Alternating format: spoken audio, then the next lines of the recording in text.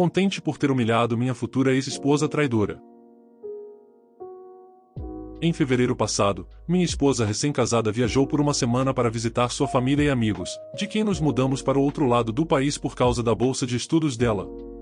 Eu não a acompanhei, pois estava economizando minhas folgas para usar no futuro, a fim de ajudar a financiar nossa próxima mudança, a que seria no mês passado, e também precisava fazer alguns procedimentos odontológicos que não podiam mais ser adiados. Enquanto ela estava com sua família, ela me ligou. Eu percebi algo estranho em sua voz, então perguntei o que estava acontecendo. Ela me contou o quão infeliz e solitária se sentia desde que nos mudamos. Ela disse que eu parecia mais um colega de quarto e que havia arruinado sua bolsa de estudos porque não me importava com a área em que estávamos morando, a custo de vida muito alto. Eu me senti incrivelmente culpado ao ouvir isso.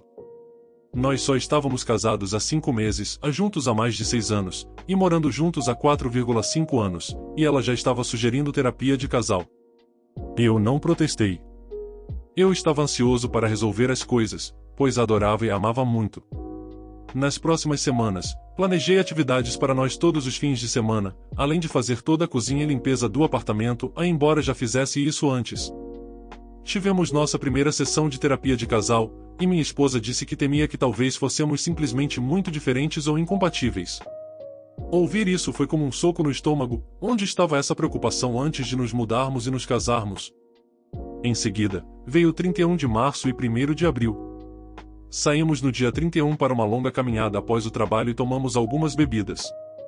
Ela me disse que estava se sentindo melhor em relação às coisas, e eu senti um grande alívio. No dia seguinte, saímos para o café da manhã e depois passamos o resto do dia procurando um carro até encontrarmos algo que gostássemos. Depois disso, a levei para um restaurante muito bom para o jantar, e de lá fomos para a banheira de hidromassagem e tivemos momentos íntimos. Parecia que estávamos começando a sair da crise. 2 de abril, nunca vou esquecer esse dia. Acordei cedo e, apesar dos últimos dias terem parecido bem, eu ainda não sentia que as coisas estavam completamente certas. Quando minha esposa me disse 2 meses antes que estava infeliz, confidenciei isso para minha mãe. O primeiro comentário dela foi: pode haver alguém no escritório dela. Eu não queria acreditar nisso, mas sempre estava em minha mente. Eu estava acordado cedo, como mencionei, e minha curiosidade falou mais alto, então eu olhei o celular dela. E não é que havia alguém no escritório. Alguém com quem ela estava trocando mensagens minutos depois de termos tido relações íntimas. Alguém para quem ela estava enviando fotos íntimas, encontrando-se e planejando encontros futuros. Fiquei arrasado, e então explodi. Nas últimas semanas, eu estava sendo culpado por acreditar que era o motivo do nosso relacionamento estar desmoronando, apenas para descobrir que seu caso começou coincidentemente alguns dias antes de eu pegar seu celular na casa dos pais dela. Acordei e perguntei: o que diabos é isso? Naquele ponto, eu só precisava desabafar. Eu a xinguei com todos os nomes possíveis para desestabilizá-la e machucá-la. Em seguida, liguei para o parceiro dela no caso, mas ele não atendeu, então deixei algumas mensagens ameaçadoras sobre bater nele e expô-los no escritório. Ele era subordinado dela e estava noivo. Talvez a noiva dele gostaria de saber? Naquele ponto, senti que precisava apenas sair. Eu disse a ela que precisava decidir o que queria, porque havia cruzado a linha. Voltei para casa, mas antes de ir embora, ela me pediu para continuar a terapia remotamente para que pudéssemos consertar as coisas.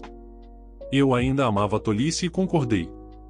Nas próximas semanas de terapia, ficou claro que ela não estava assumindo nenhuma responsabilidade. Ela se fixou nas coisas odiosas que eu disse a ela após minha descoberta e como minhas ameaças ao parceiro do caso a fizeram me ver como potencialmente violento, o que a assustou. Isso, apesar de eu nunca ter levantado a mão para ninguém em minha vida, algo que ela sabia. Eu queria que ela concordasse com um fim de semana de retiro intensivo de casamento após o término da bolsa de estudos dela. Enquanto discutíamos isso, um colega de trabalho dela me mandou uma mensagem de texto, perguntando se eu sabia que minha esposa estava me traindo. Aparentemente, o caso nunca parou, e minha separação permitiu que se tornasse um relacionamento sério. Todos no escritório sabiam, mas estavam hesitantes em me contar. Ela ainda estava se exibindo no trabalho, falando de mim como se ainda estivéssemos morando juntos e tudo estava bem. Obviamente, eu já tinha descoberto isso 2 meses antes, mas agora eu sabia que estava sendo enganado. Para quê? Isso eu não sei. Naquele momento, Eu estava cansado disso. Peguei as evidências que tinha guardado em abril e as enviei para o departamento de RH dela depois de ligar para eles. Eu conhecia os endereços de e-mail de vários colegas de trabalho dela e coloquei-os em cópia. Enviei as informações mais comprometedoras para os pais dela, irmãos, melhores amigos, amigos em comum e, melhor ainda, para o departamento de RH de seu próximo empregador. Deixei-a entrar com o pedido de divórcio, pois sabia que esse seria o resultado final da minha campanha de vingança, algo que eu deveria ter feito em abril de qualquer maneira. Pelo que me contaram, ela foi demitida de sua bolsa de estudos e do emprego que deveria começar neste mês. Aparentemente, ela também está emocionalmente abalada por eu tê-la humilhado perante a família e amigos, além de ter arruinado temporariamente sua reputação. E sabe de uma coisa? Isso me deixa muito feliz. Estou contente que ela tenha sido humilhada, e só queria poder causar mais dor a ela.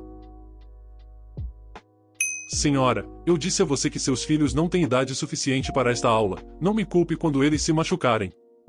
Trabalho como instrutor ensinando os princípios do parkour e freerunning para crianças pequenas, de 2 a 6 anos de idade, e a maioria das minhas aulas ocorre em instituições privadas, como escolas ou ginásios especializados. Agora, quando digo princípios, na verdade se trata mais de controle corporal e percepção do que de parkour genuíno, já que são muito jovens. Divido as crianças por idade e habilidade em diferentes turmas, desafiando-as de acordo, permitindo que as crianças mais velhas experimentem habilidades reais de parkour e freerunning. Agora, quanto à história, tive uma mãe de 2 filhos, a idades 2 e 3, respectivamente, que veio para uma aula experimental para ver se as crianças estavam interessadas. As crianças gostaram da aula, já que tento torná-la desafiadora e divertida ao mesmo tempo, jogando jogos em que elas precisam atravessar obstáculos e criando cenários para que usem a imaginação, como o navio dos piratas está afundando. Temos que pular nos botes salva-vidas, etc. A administração depois me informa que elas se matricularam e tudo corre bem.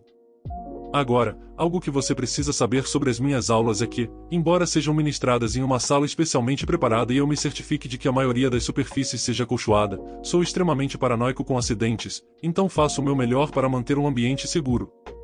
Às vezes, as crianças podem sofrer quedas, especialmente se não estiverem seguindo as instruções ou se estiverem fazendo birra. Foi o caso de 2 filhos, já que sempre se recusavam a seguir as instruções e faziam birra quando eu tentava explicar por que não podiam simplesmente correr e brincar na sala como se fosse um parquinho, o que definitivamente não é. Depois de algumas semanas disso, a mãe entra na minha sala de aula para me dizer, sem pedir, que seus filhos estão prontos para a aula avançada, que é para crianças de 5 a 6 anos, porque eles já se cansaram da aula infantil, já que são muito melhores do que as outras crianças, ou que não é verdade.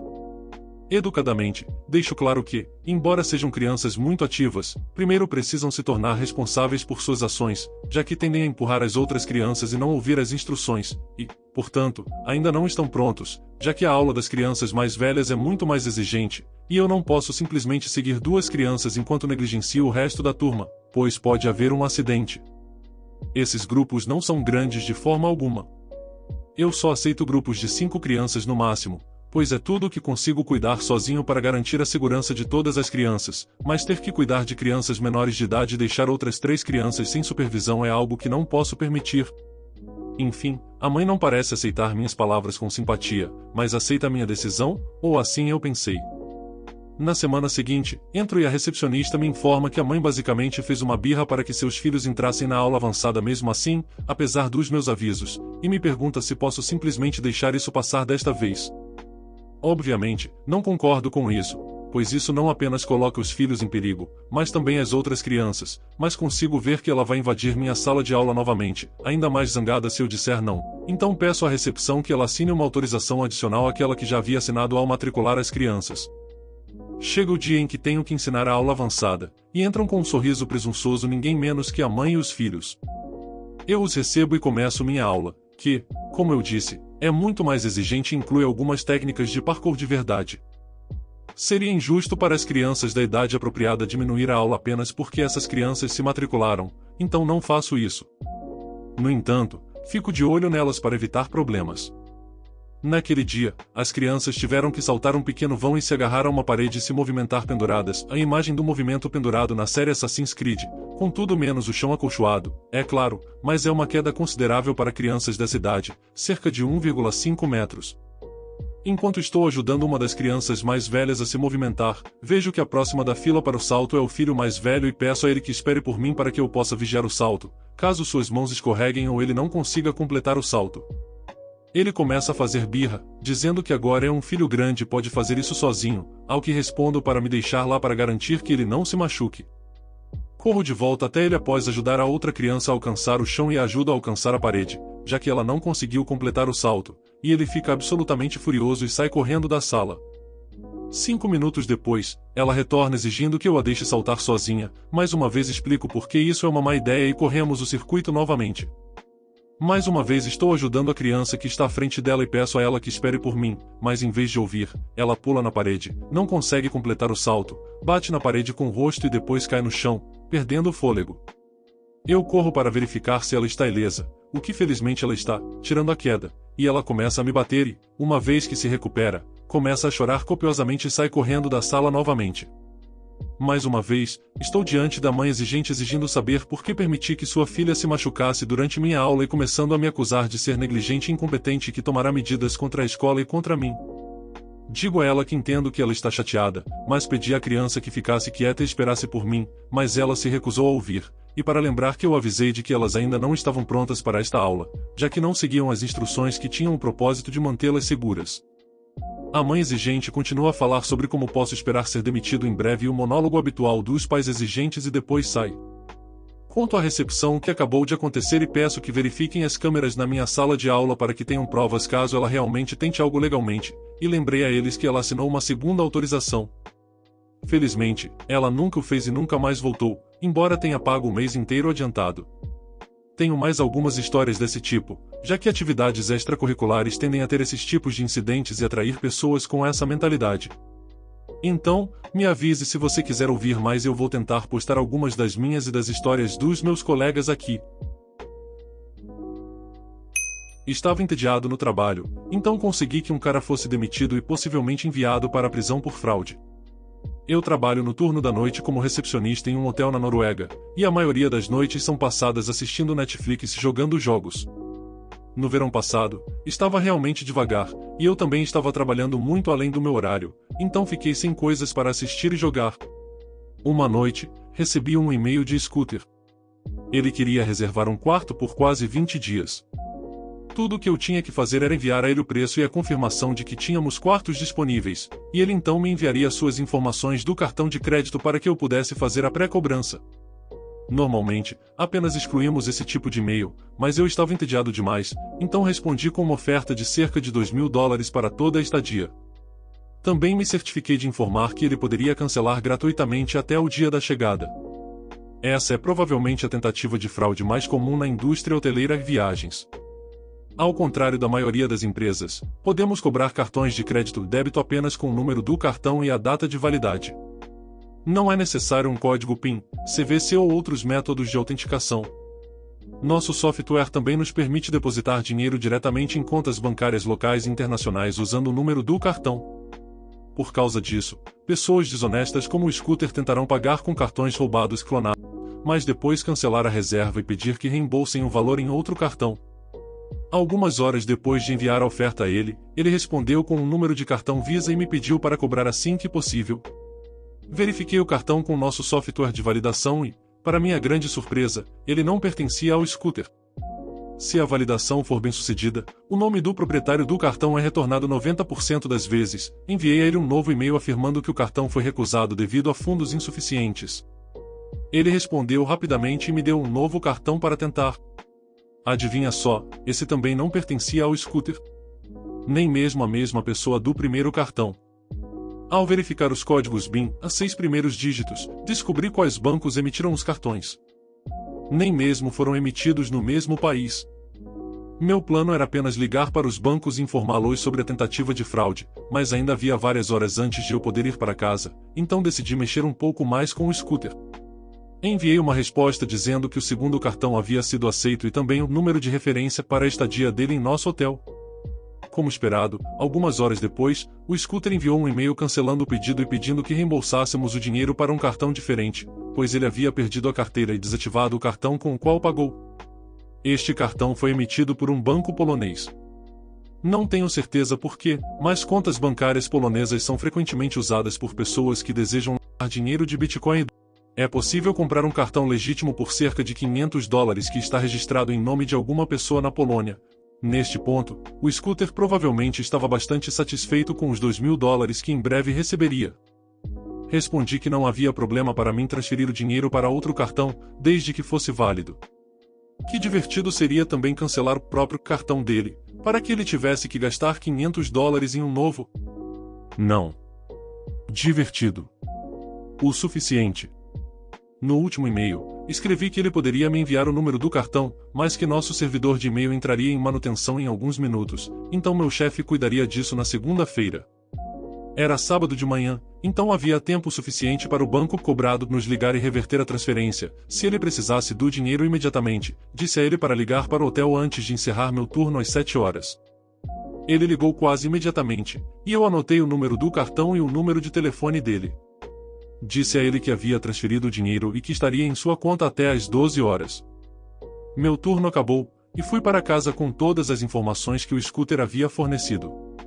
Queria ver se conseguia descobrir quem ele era, e, é claro, esse idiota tinha um perfil aberto no Facebook que encontrei usando o número de telefone dele. Ele até listou seu endereço e empregador. Parecia um pouco com o artista Scooter, mas com o rosto ainda mais estragado e cabelos espetados cheios de gel.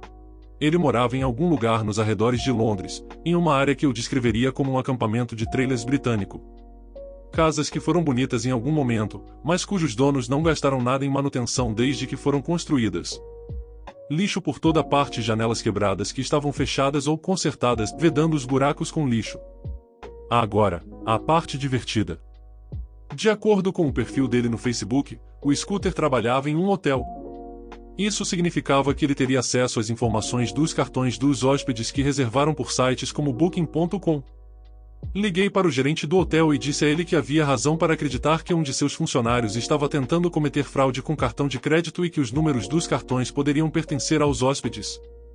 Dei a ele o nome das pessoas que eram donas dos cartões que o Scooter tentou pagar, e, para minha surpresa, ambos tinham ficado no hotel. Disse a ele que era o Scooter, e o gerente explodiu de raiva. Não tenho certeza de 100% do que ele disse porque estava gritando tão alto, mas acho que o Scooter não era um funcionário normal. Ele trabalhava lá por meio de algum tipo de programa de treinamento do governo ou algo assim. Depois de falar com o gerente, liguei para a Visa e a Mastercard Internacional e contei a eles sobre a pequena aventura comercial do Scooter.